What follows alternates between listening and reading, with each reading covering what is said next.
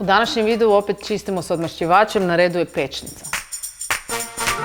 Kod pečnice je sve jednako masno, pa ćemo pošpricati cijelu unutrašnjost, ali i staklenu površinu na vratima.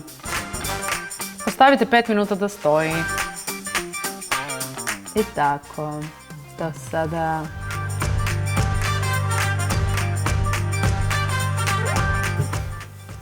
Evo ga.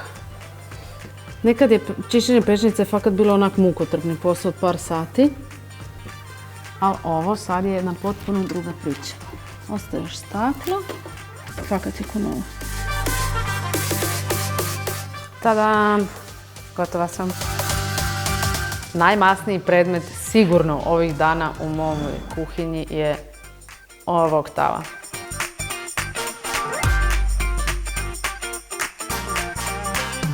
Stajalo je.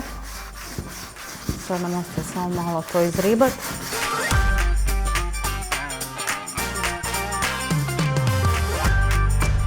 Spremno za novo kuhanje. Kad smo već oprali pečnicu i najmasniji wok koji ste ikad u životu vidjeli, oprećemo i pod. Na otprilike pola kante vode vam treba jedan čep, a to bi bilo ovako.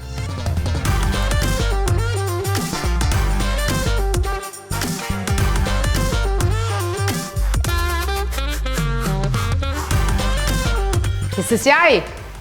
Sjaji se! To. I ako se pitate zašto KH7, zato što djeluje. Ali fakat djeluje.